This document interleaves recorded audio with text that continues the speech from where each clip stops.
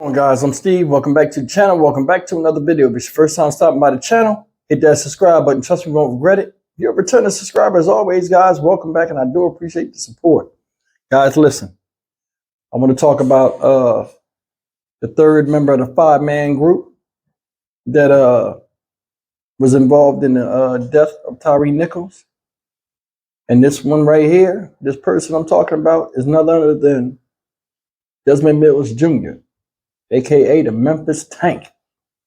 This guy right here was the one that was doing all of the baton work. When he was holding Tyre up, he was hitting him across the face with the baton. When you see Tyre Nichols in the hospital bed, the photo, all of those cuts and bruises on his face and nicks and stuff, most of them came from this guy. Well, in addition to the kicks and stuff from the other officers. But he played a major role, in Tyre Nichols' injuries. Now, I'm going to play this small video clip. This was from months ago when this first broke, the news first broke. And it tells a little bit about his background, some things I didn't know, and I'm sure some things you didn't know. Probably interested to hear. But this guy right here is going to fight in court. Listen to what his lawyer says in this video excerpt I'm about to show you. And it'll give you an idea of the mindset that he has. And I'll name some things he's done in the past since getting locked up and arraigned, moving forward towards trial. But best believe, out of all of them, this guy right here is going to let his side of the story be known. And I don't think he's going to take this whole thing laying down. He's going to fight tooth and nail till the end, going towards his conviction. You watch me when I tell you. Check this out. And we are learning more tonight about Officer Desmond Mills Jr., one of the 5 Memphis officers charged with killing Tyre Nichols. Mills is actually from Connecticut and graduated from Bloomfield High School. Chief political reporter Susan Raff is live there this afternoon with more on what we're learning. Susan. That's right. We have confirmed that Desmond Mills Jr. was in fact a student here at Bloomfield High School. When we reached out to the school today, they confirmed that. They told us that he graduated in the class of 2008. We also asked for a school yearbook, which would have had a photo. The school said they would not be giving that to us. They also said that they would not be giving out any details or information, given the fact that this is now a criminal matter. However, Mills Jr.'s attorney is speaking out about his client and the serious charges against him. He could not be more upset about this entire situation. Again, somebody who has dedicated his life to protecting society, to protecting the community, to be accused of being involved in the death of another is devastating to him. We have not had a conversation specifically about Mr. Nichols, but knowing Mr. Mills and the kind of person he is, I cannot imagine that he has anything other than feelings of grief for this family who has lost somebody. I understand we are defense lawyers, we are representing people accused of causing somebody else's death, but that doesn't mean that we're not aware of the fact that there's a lot of pain from Nichols' family and in this community. Mills, we have learned, is 32 years old. He posted a bond of $250,000. And according to his attorney, Mills is also a father. As you would imagine, people all over the country and here in the Hartford area are disturbed about what they're hearing. And coming up on Eyewitness News at 5 and 6, a rally is being planned tomorrow for Tyre Nichols. We'll have more information about that. All right, guys, that was a little bit about, his background. I didn't know he was from Connecticut. If you paid attention to what the lawyer said about Mr. Desmond Mills Jr., the one thing that sticks out to me is he feels disrespected by the police force in the city, I guess, for the service that he says he put out in his title, right? I think in court, this guy is going to fight tooth and nail. He feels as though he didn't do anything wrong, even though they all are guilty in some way or another with the demise of Tyre Nichols. Now he feels embarrassed also. And like I said, he feels betrayed. Besides what I said in earlier videos, and I want you to hear this, about people saying, that they know things about CJ Davis, or they would bring up, in court, this is what we were told to do. That's your smoking gun right there. Demetrius Haley also, but him, he looking like he fighting for his freedom. There's something with him where he is not trying to go to jail, and he gonna let it be known. Did you hear the lawyer? Yeah, knowing what I know he feels some type of remorse about what happened. Because I'm gonna tell you something. If you go back to the video, the role he played, hitting what's name with the baton multiple times to the face. Remember, all of America seen it. Then he ran off. You know what I mean? Because he was out of breath. They couldn't get him on the ground. At the end, for some reason, my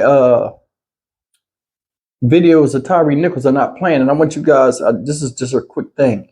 I want you guys to go to Tyre Nichols videos and see if they play on your YouTube. I don't know if YouTube stopped it or what.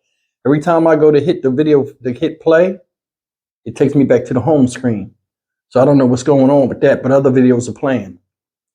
I don't know what's happening with that, with YouTube. But anyway, I was going to take little clips and put them in with what I'm saying. It was one part at the end where Tyre Nichols was on the ground and Field Lieutenant Dwayne Smith was standing there. Desmond Mills said to him, after they got a call, hey, we got the wrong one. They said, we got the wrong one. I don't even think they knew who they was going after. And if that's the case, that's scary, because a man running up the street just got beat mercilessly and they didn't know if he was a suspect or not. That alone to get you put away. In my book, you just attacking random citizens. I'm going to tell you something.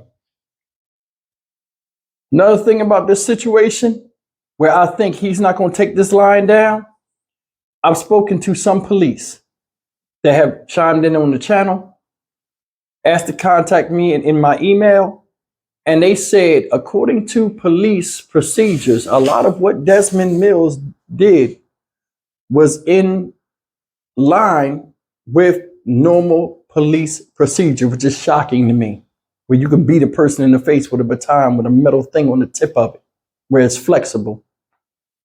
They said they'd do anything they have to do to get him apprehended and on the ground. Now, if you want to know why he's with the other two officers, Justin Smith and Scary Tadarius Bean, they were at the second stop, right? Emmett Martin did all the kicking. Emmett Martin did all the kicking in the Mason. Remember? Punching in the face and all of that stuff. He wasn't the one doing it. He doesn't want no parts of that. Them two, they want to put them on the island. That's why he's pushing over here with Blaine, Bean and Smith. Another thing they're going to try to pull, hey, second stop. He was not at the first stop, remember? He wasn't at the first stop. The first stop was Hempfield, Emmett Martin, and Demetrius Haley. He wasn't at the first stop. So they're trying to separate it to where, look, he only had a limited role. He came up. They were struggling. Desmond Mills came up. He saw that the officers needed assistance, and he snapped into action and did what he could do. Now, I'm going to tell you something. All these officers are wrong, regardless of what, people have said. They knew or didn't know he wouldn't get on the ground. Listen, to all the guys out there, we know. I'm not going to wrestle with somebody on their feet. What's the first thing we do? We take them to the ground. They could have pushed him over in that grass right there, tackled him, then had him in the grass and apprehended him. It's like nobody's talking about the big thing to where a man thin as spaghetti wouldn't go down, and they were so scared of him because he had superhuman strength that a man the size of an offensive lineman, and he played, this guy, whether you know it or not, played football, college football. He was an offensive guard. So you know he's up 280, 290, might be over 300 pounds, but he's 5'8", so under 5, about 5'8", 5'9". I don't think he's that big. But you understand what I'm saying? This guy can take somebody to the ground, as could the other ones. Another thing I want you guys to understand, the thing with Desmond Mills Jr. that is working in his favor is his lawyer. From what I'm hearing from people that have spoke to me from from Memphis, they say Blake Bowlen is a very, very good lawyer. He's a very good lawyer. I don't know who he is, but out of all of the lawyers I've seen, he's the most professional and he seems like the most focused. If you watch his wordplay in that interview you just saw, he said just like this: we know the city's upset. He was empathizing with the city. And even though we are criminal lawyers and we have to defend people that supposedly are involved in taking the life of another human being, we understand and we sympathize with the family of Tyre Nichols and the city. Did you see how he did that? That's smart. Not like Tadarius Bean lawyer and the other lawyer. He didn't hit him. He didn't touch him. He didn't do anything like that. You notice he said that? He didn't say anything like that. Even in that arraignment thing we just did a couple of weeks ago, when the 3 lawyers went up there, Tadarius Bean lawyer did all the talking. He didn't hit he didn't hit Tyre Nichols. He didn't do anything. What did Justin Smith lawyer say? Just like the other lawyer said, Justin Smith didn't hit him or do anything either. What did he say when they went to him? Because remember, he's representing Desmond Mills, one of the 3 that won a separate trial. He said, I ain't got nothing to say that's not already been said already. He didn't say it out of his mouth. He just put it on them because he already knew when they talked, they messed the whole thing up. See, you can tell Desmond Mills is pissed off about this whole situation and he feels disrespected because of this. And trust me, in no way, shape or form, I'm taking up for this dude. He's wrong. And they all going to get prison time. They're trying to mitigate how much time they get right now. When they had the decertification thing and all of that, he signed his first. I don't even want to be a cop no more. You can keep this. I'm done. That right there already let me know he was mad about something. It might be something he know about the people that hired him, about the Scorpion unit, about CJ Davis and what she told the Scorpion unit.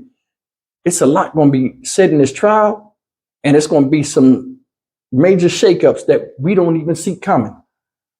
Watch. He might be the one to set it off. Leave me a comment, man. Tell me what y'all think. This is going to be a surprising trial. It's going to be a historic trial too. I mean, with the way it's set up, and I'm going to try to get down there. I mean, I ain't nothing but 9 hours away. I'll drive that if I got to. You know what I'm saying? We got to be there and get all that information, y'all. We got to see, make sure that when we go down there, well, when I go down there, for you guys, I'm going to give you the best. I'm going to give you all the ins and outs, things you knew and things you didn't know. I'm going to take dictation, everything else. I'm praying that Tyre Nichols' family gets justice and he can rest in peace knowing that a wrong that was done to him, those that did it, going to face the fire. I'm Stock Market Steve for the Dynamic Reason channel. As always, like, comment, share, and subscribe. See you guys in the next video. Take care.